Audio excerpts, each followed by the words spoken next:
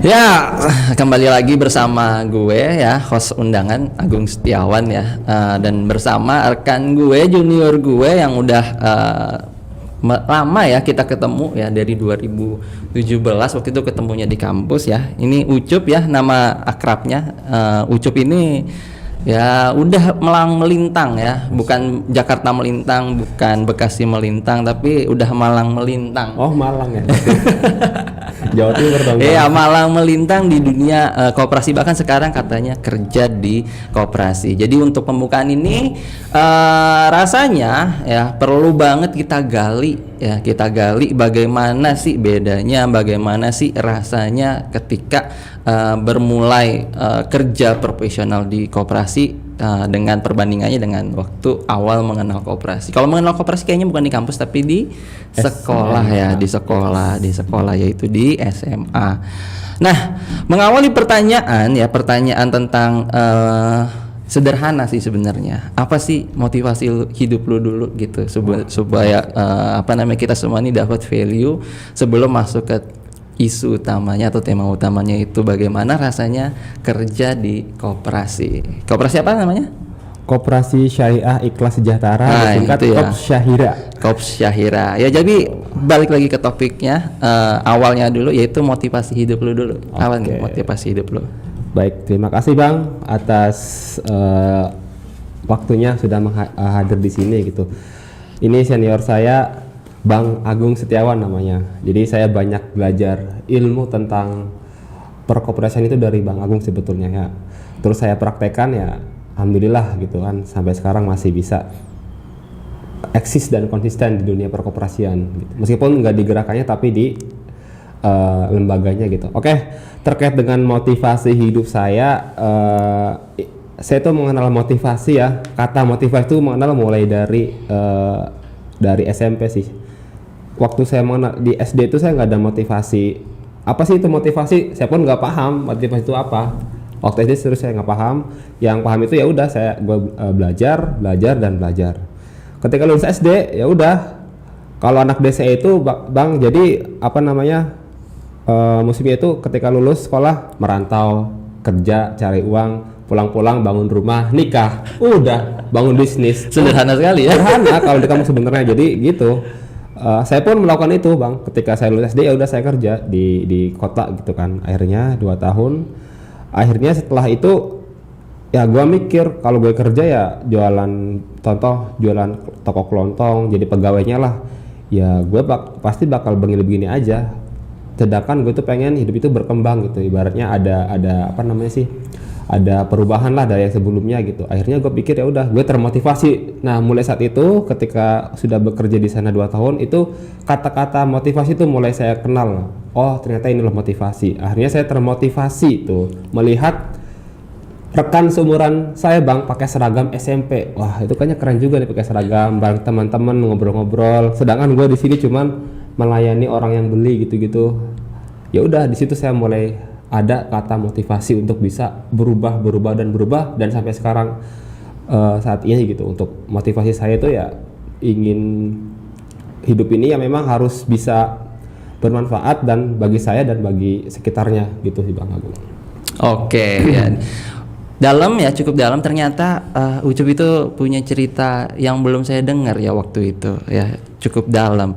Waktu itu kita ketemu di kampus ya, waktu itu di sekretariat Kopma UNJ, itu belum pernah dengar tuh cerita yang itu, dimana ternyata motivasi dari Ucup sendiri nih ya itu luar biasa ya, pengen hidup yang enggak kayak anak-anak lain gitu ya yang ada di desa, tapi bisa berkembang, bermanfaat untuk ya minimal orang sekitar dan maksimalnya adalah untuk banyak orang gitu ya. Nah, cita-cita ya. Jadi dari motivasi masuk ke cita-cita. Sebelum akhirnya bekerja di Kops Syahira ini, Ucup ini punya cita-cita apa sih Cup? Sebelum akhirnya jadi seorang yang bekerja di Kops Syahira ini. Oke, memang cita-cita gue itu sebenarnya tidak sesuai dengan impian ya. Saya tuh waktu serius. Cita-cita dan impian apa bedanya ya? Realita. Oh gitu.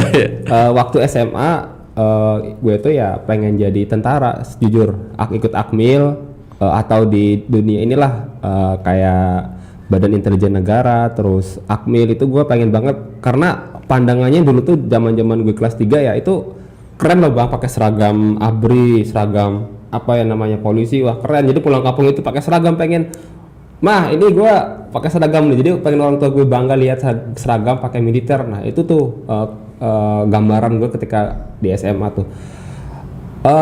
Akhirnya gue pun daftar di STIN dulu tuh kan, karena pengen jadi itu gue daftar, cuman gak lolos bang. Akhirnya gue juga ya daftar di SNMPTN juga. Itu pilihan kedua tuh gue di situ kan. UNJ. Apa tuh? Oh UNJ. Kirain di SNMPTN pilihan pertama. Itu maksudnya yang pertama tuh kedinasan, yang kedua tuh PTN gitu. Yang ketiganya Politeknik, yang terakhir tadi TNI gitu. Terus ranking 4-nya kalau nggak dapat sama sekali ya udah gue kerja aja, lulus SMA langsung kerja. Tapi gue dapat di poin kedua di PTN-nya gitu. Akhirnya ya udahlah, ini rezeki gue di PTN. Akhirnya masuk UNJ, ya udah gue ngembangin yang gue dapetin di koperasi siswa di SMA-nya bang. Ya udah mungkin apa ya, Tuhan ya Allah sudah ngasih ke gue, ya udah kamu di koperasi aja lah karirnya gitu. Ya udah gue di kampus. Ketika di kampus pun gue masih cita-cita ingin menjadi tentara lagi bang. Jujur itu jadi tentara yang S1 perwira karir.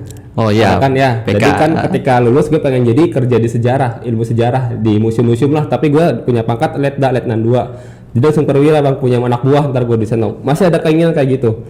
Tapi itu mulai kayaknya gue nggak bisa deh.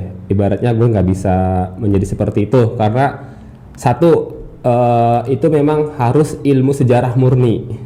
Jadi ketika pendidikan sejarah tuh nggak bisa bang. Jadi nggak bisa masuk itu secara nggak langsung, berarti ini ya menerima realita. Yes, jadi udah tertolak tuh sistemnya pendidikan sejarah. Udahlah, akhirnya memang udah nggak sesuai. Ya udah akhirnya fokus geser ke koperasi gitu. Ya udah sampai sekarang ngembangin ke situ, masih belajar juga sampai sekarang di koperasi gitu, belum berhenti. Tapi satu kata mungkin ya, Alhamdulillah, ya. Alhamdulillah. Karena kita harus syukuri ya apapun yang ada gitu ya. Karena rencana Tuhan itu selalu yang terbaik, kata orang-orang begitu sih. Iya betul bang. Tapi sebenarnya bukan kata orang-orang, gue merasakannya juga kok. Lu merasakan juga nggak? Alhamdulillah merasakan. Iya. Mungkin ini jalan terbaik. Iya. Kemudian juga kita bersyukur ya, alhamdulillah kita ketemu ya. Kalau enggak mah kita nggak mungkin podcast kayak gini ya. Apa namanya? Podcast ya. Kita nggak mungkin podcast. Ya, podcast sendiri ini digagas oleh Mbak Im ya. Mbak Im ini ada di belakang layar. Halo Mbak Im. Halo. Ya luar biasa ya, semoga channelnya berkembang, kemudian juga Mbak Im yang sukses, karena Mbak Im juga ternyata aktif di koperasi kemarin tuh. Ya, banyak mulai dari mahasiswanya juga sampai ke sekarang ya. S2 ya bang. Ya, dari Kopma kita. Yes. Kopma apa? UNJ. Kopma UNJ ya. Masuk lagi ke isunya ya, tentang bagaimana rasanya bekerja. Gue mau langsung ke pertanyaan yang mendekati nih. Pertama kali ngelamar di Kop Syahira itu kenapa? Oke, sebetulnya ketika lulus dari UNJ nih November kemarin ya. Sebenarnya gue banyak bang lamar di Informa, kemudian di PT-PT, tapi yang berhubungan dengan marketing, apalagi ya tentang data-data lah kayak Excel gitu, administrasi. Sembari gue juga di bidang koperasi ya, manajer itu masuk juga sebetulnya kan, karena gue dulu pernah di bidang itu di Kopma gitu kan. Udah akhirnya ketika ada BC-an gitu kan di grup alumni, ada salah satu anggota dan itu rekan saya setim gitu kan di Kopma, di pengembang usaha ya. Nah itu nge-share akhirnya manajer Kop Syahira. Wah ini melihat kata manajer saya teringat, gue di Kopma pernah jadi manajer juga tapi namanya pengembang usaha gitu kan. Kayaknya gini cocok nih, ya udah akhirnya gue daftar, jebret kan, ngirim CV ke email. Dan gue juga ngirim CV ke manajer yang di koperasi Al Azhar Kelapa Gading bang, gue lamar ke situ. Oh 2 berarti ya? 2, yes. Tapi gue keterima duluan di Kop Syahira dan itu udah di fix gitu, udah kamu keterima, tinggal kontrak aja. Kemudian kan hari berikutnya dikabarkan, Mas nanti kedatangnya ke sini untuk presentasi bisnis plan. Aduh, gimana? Saya bingung ya, antara 2 pilihan, Al Azhar atau Al Ikhlas. Istihara nggak? Tapi gua ikhtiarnya karena saya sudah dikontrak, udah diterima, ya udah, saya nggak mau menyanyiakan kesempatan itu. Yang pasti ya. Yang pasti, sih udah pasti. Karena belum pasti nih, ya udah, yang Al Azhar saya mohon maaf udah keterima gitu di Al Ikhlas. Ya sudah, fokus di sana sampai sekarang gitu bang. Oh, jadi mengapa akhirnya memilih karena realita aja ya yang pasti ya. Iya. Oke, terus rasanya bagaimana? Nah ini yang inti sebenarnya.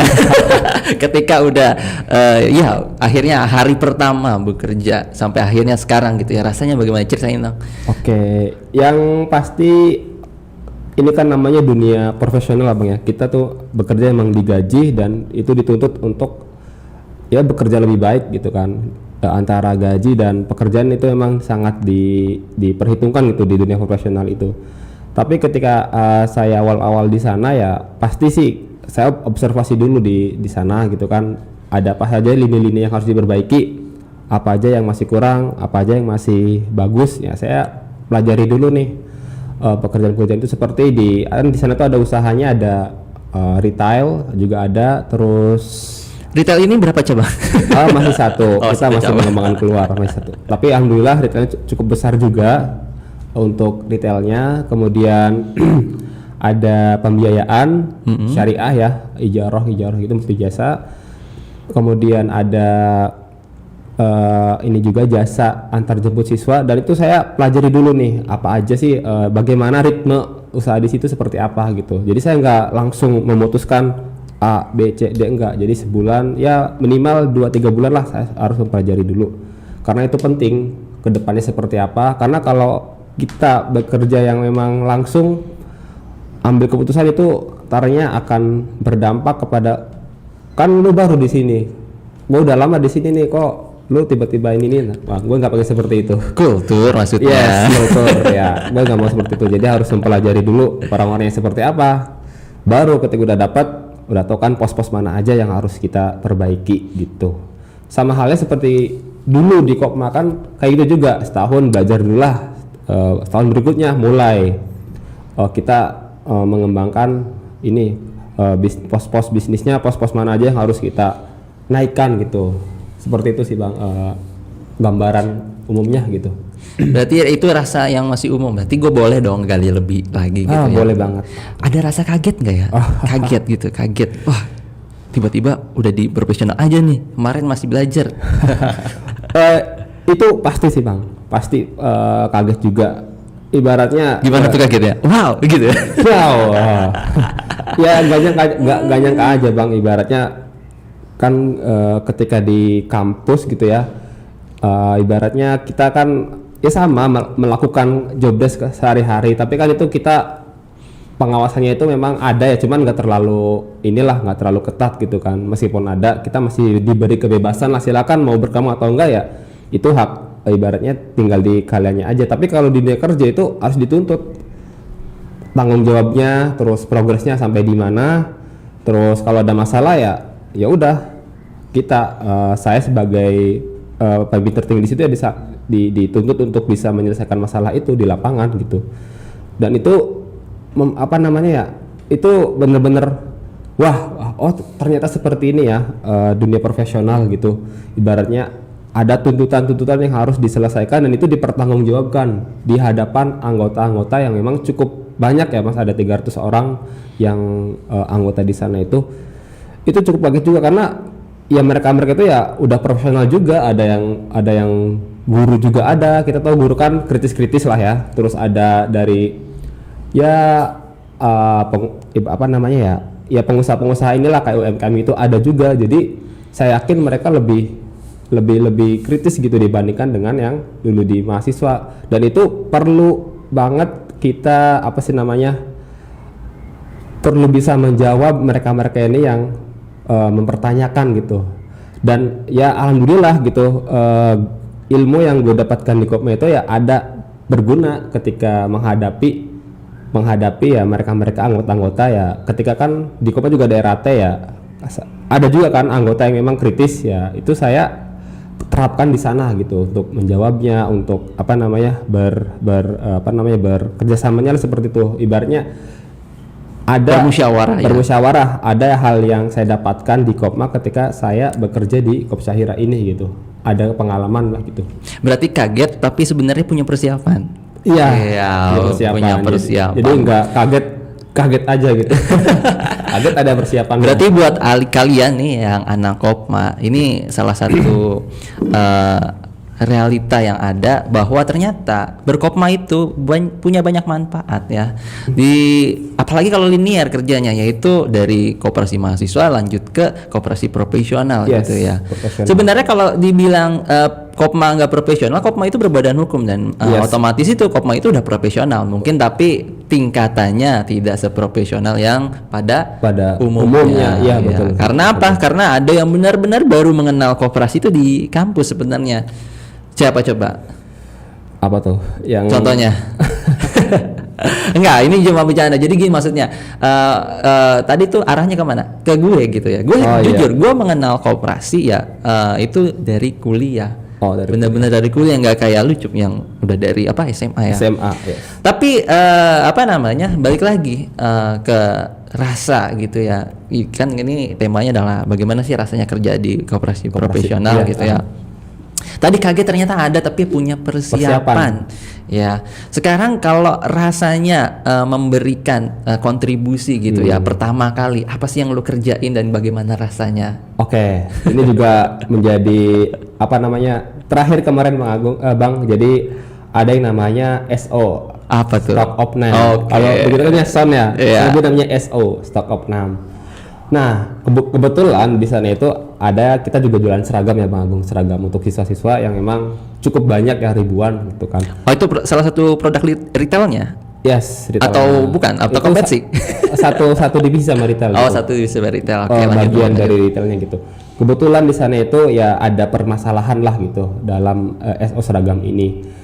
Dan akhirnya ya itu kebetulan kemarin juga kita diaudit dari KAP ya, dari eksternal gitu. Kita audit tuh untuk seragam ini, dihitung dan ternyata nilainya itu tidak sama dengan yang ada di komputer gitu Bang Agung. Jadi nilainya tidak sama, ada perbedaan harga dan perbedaan stok gitu. Akhirnya di sana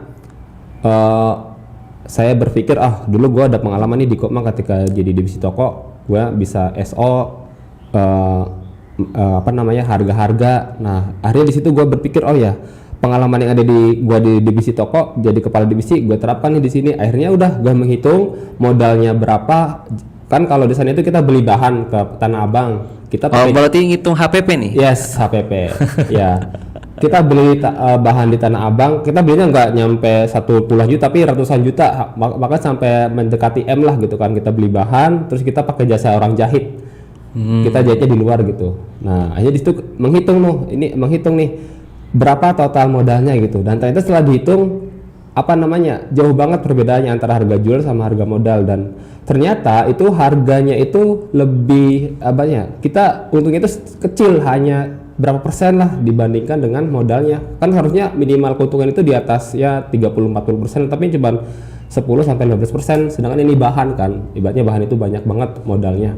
Akhirnya di situ gue ngitung yang tadinya stoknya cuma di angka berapa ya, 300 juta, setelah dihitung ulang seluruh bahan-bahannya modalnya nyampe di angka 600 juta setelah 2 kali lipat. Jauh kan Bang Agung. Dan itu berimbas kepada SAU-nya yang tadinya 1,3 jadi 1,4 M. Jadi meningkat dengan itu pertama kali pengalaman saya. Alhamdulillah nih ketika gua merubah SO seragam tadi yang gua ambil pengalaman dari toko, akhirnya itu bisa meningkatkan SAU. Emang kalau dulu di toko ini menarik nih, toko nih, karena semangat banget. Pernah jadi kepala divisi toko. Ya betul. Emang omset di toko berapa waktu itu? Itu kalau total keseluruhan setahun itu 1 tahun yang mencapai 542 juta maksudnya. Oh iya, sekarang real ya, omset yang pernah didapat itu berdampak ya. Berdampak banget. Iya. Sekarang jadi bisa gitu ya, ningkatin SAU. Iya.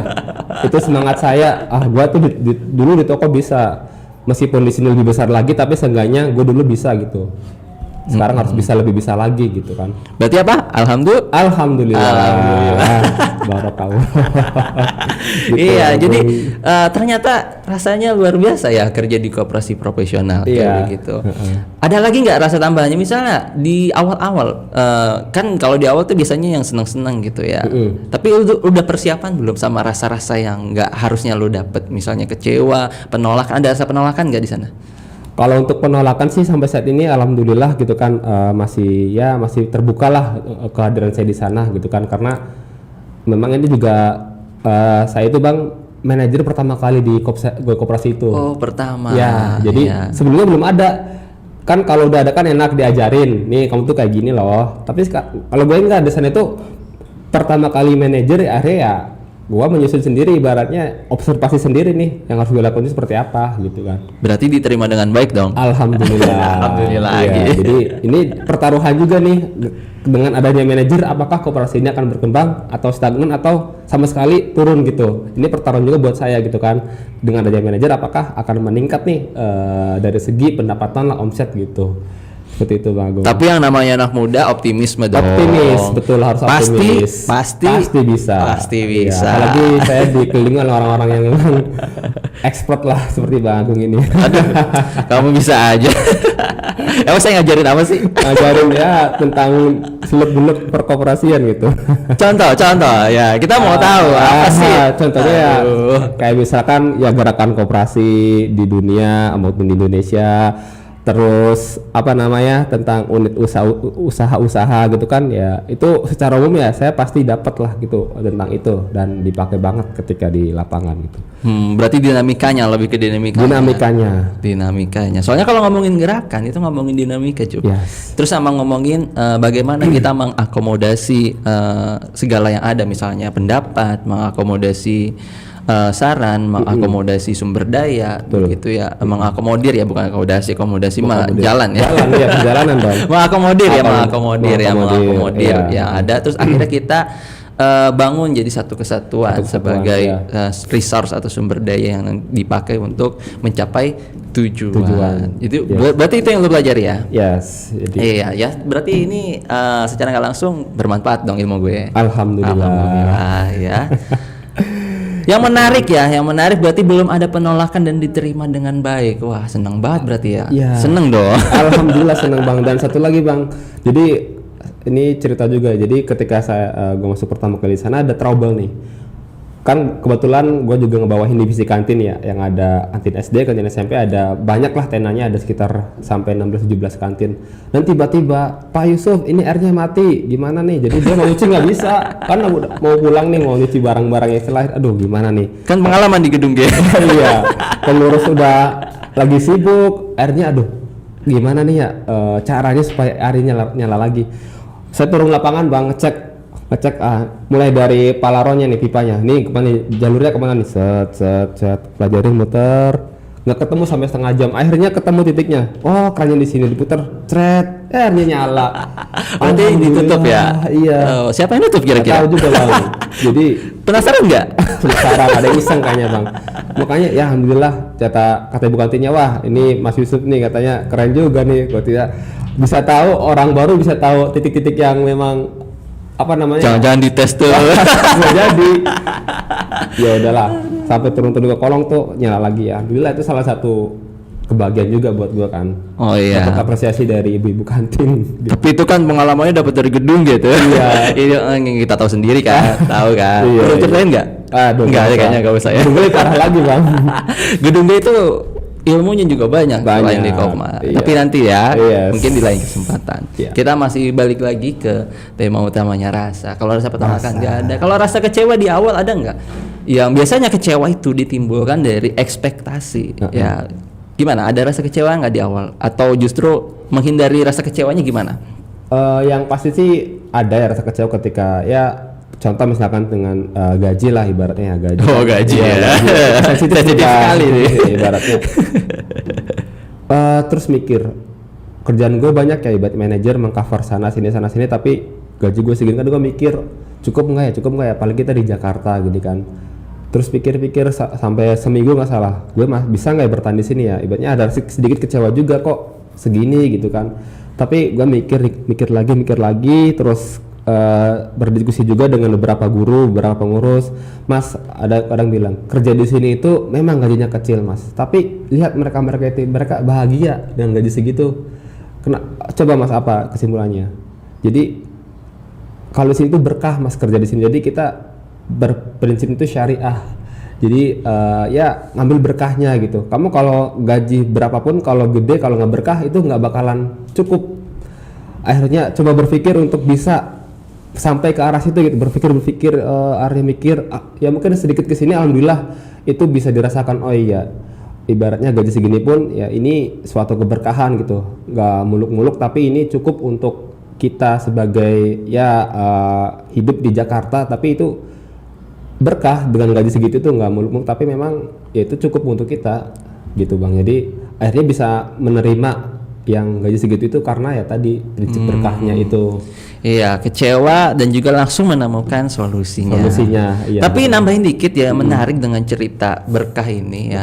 Kebetulan ini dari pribadi juga, jadi ini nambahin ya buat yang nonton nanti. Ini sebenarnya yang dirasakan oleh anak-anak muda juga mungkin ya. Nggak bisa digeneralisir tapi mungkin dirasakan. Keberkahan itu mungkin jarang ditemukan gitu ya di zaman sekarang yang bisa menghalalkan segala cara untuk mendapatkan segala macam. Tapi nyaman, tenang, aman, damai dan bahagia itu nyata. Kebetulan gue itu mengalami hal itu juga. Jadi biar gue validasi apa yang lo rasakan, gue validasi. Jadi gini, gue bekerja sebagai guru. Gue bekerja sebagai guru. Meskipun bukan pekerjaan satu-satunya. Iya, banyak sub kerjaan lainnya. Iya, tapi di situ gue menemukan keberkahan. Kebetulan karena yayasan tempat gue ngajar itu juga Islam juga kan. Banyak pembiasaan baik.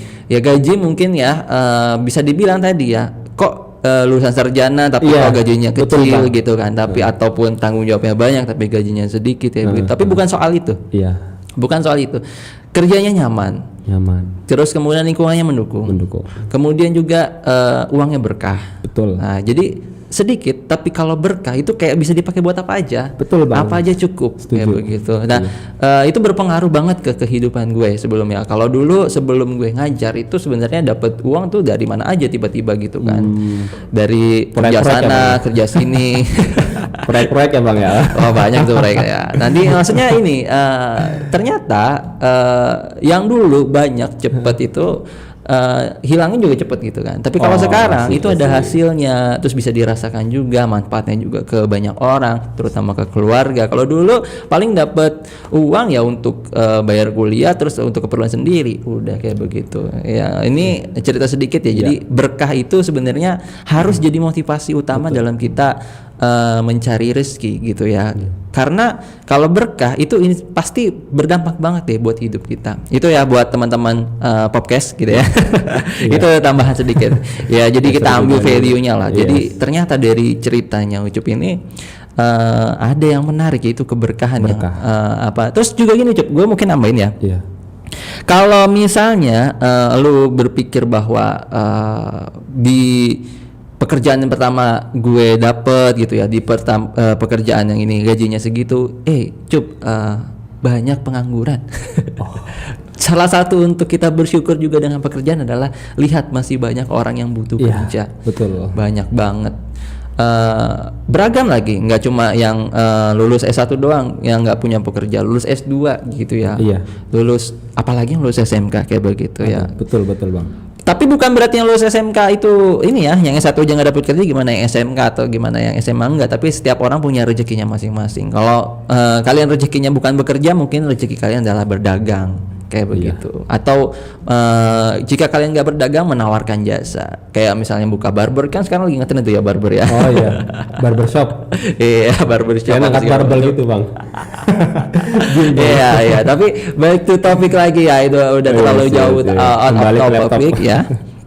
Tentang rasa untuk kerja di Kopi Syahira ini gitu ya, di Kopi Channel. Terus gue pengen gali lagi nih. Kira-kira gimana nih ke depannya ya. Kalau tadi kita udah bicara yang udah dilewatin, gimana nih ke depannya? Kan pasti banyak tantangan tuh. Rasanya untuk menghadapi tantangan itu gimana, Cup? Tips sama apa sih yang lu rencanain gitu ya? Ataupun ini mungkin bisa dibagi sama teman-teman podcast ya, karena seorang Ucup ini optimismenya seperti apa mungkin bisa ditiru ya. Silakan Cup. Kita mau dengerin gimana ceritanya ke depan mau dibawa seperti apa. Oke. Untuk di Kopsyahira lagi.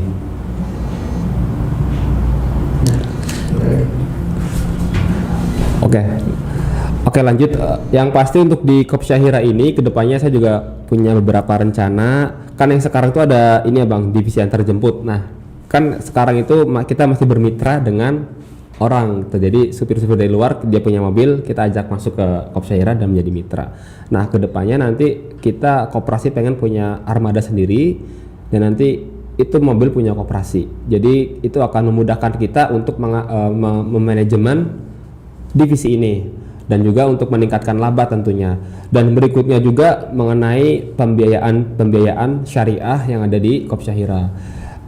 Jadi intinya kita ingin memudahkan para anggota kita yang sedang, contoh dia ingin membangun usaha. Jadi kita tidak mempersulit mereka ini yang ingin berkembang gitu Bang Agung. Dan juga ada juga anggota kita, karyawan kita yang memang dia ingin nikah, kebetulan dia tidak punya modal. Ini siapa nih? Ada. Bukan Ucup? Bukan dong. Kan saya belum anggota Bang, masih. Oh gitu. Ya, ada anggota yang memang dia pengen nikah. Jadi kita tidak ingin mempersulit dia ingin nikah, itu kan sunatullah ya. Jadi dia juga karyawan kita sudah lama. Ya udah kita pinjamkan mereka, tapi dengan tadi pembayarannya ya bertahap gitu, kasih waktu. Jadi itu yang kedepannya itu kita ingin omsetnya naik, kita juga mempermudah anggota untuk bisa meminjam dan membantu mereka untuk berkembang juga. Jadi berkembang bersama Bang, konsepnya itu seperti itu. Jadi nggak mau maju sendirian gitu. Jadi kita ingin berkembang bersama. Ketika ada juga yang anggotanya itu punya modal, punya usaha UMKM, punya usaha konstruksi, ya udah kita modalkan, dapat untung, kita juga dapat untung. Jadi keuangannya itu ibaratnya stabil gitu, dan SAU-nya semakin hari semakin meningkat gitu. Udah? Yes. Oke, semoga ini ya yang dicita-citakan, karena ini kan ke depan ya. Ke depan. Itu semoga terlaksana. Amin. Sukses dan juga bahkan melampaui ekspektasi. Betul gitu. Mungkin gua tarik ya untuk kesimpulan ya. Tapi sebelum gua tarik kesimpulan, gua punya pengen punya yang dibagi gitu ya. Dari sisi lu dulu ya. Kira-kira ke podcast yang nonton ini ya, para podcaster kali ya namanya atau apa? Silakan ya. Diambil nih. Apa sih yang pengen lu sampaikan ke mereka gitu ya, tentang bagaimana bekerja di Kopsyahira ini dengan rasa yang tadi udah lu sampaikan. Saya ingin menyampaikan satu hal yang tadi juga sudah berdiskusi dengan Mas Baim di sini. Jadi setiap orang itu mempunyai privilege masing-masing gitu, dan saya itu termasuk alhamdulillah yang salah satu privilege itu, ibaratnya menjadi seorang general manager gitu. Itu kan menurut gue itu salah satu privilege yang tidak bisa dimiliki oleh teman-teman gue yang lainnya gitu kan. Nah, ketika gue di sana menjadi ya seorang pimpinan gitu, menjadi seorang pimpinan kita harus bisa membuka telinga lebar-lebar gitu.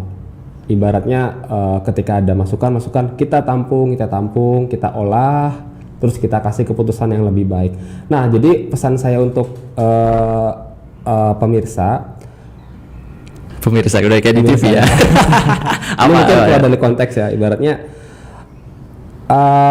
gua anak desa yang memang ketika awal tidak mempunyai mimpi apa-apa, tapi berangkat dari suatu keinginan, motivasi itu gue pengen berubah dari yang sekarang gitu. Kadang kan banyak mikir gue ibaratnya minder lah karena teman-teman gue lebih pinter, lebih kaya, udah punya privilege dari orang tua, punya sana sini. Tapi itu menurut gue itu suatu hal yang tidak bisa jadi alasan untuk kita bisa berkembang, Agung. Jadi kita bisa, dia makan nasi, kita makan nasi, dia minum air, kita minum air. Jadi kalau kita misalkan gak bisa seperti dia yang punya privilege, seenggaknya ketika kita nanti sudah dewasa, sudah menjadi orang tua, anak kita bisa seperti dia. Amin, amin.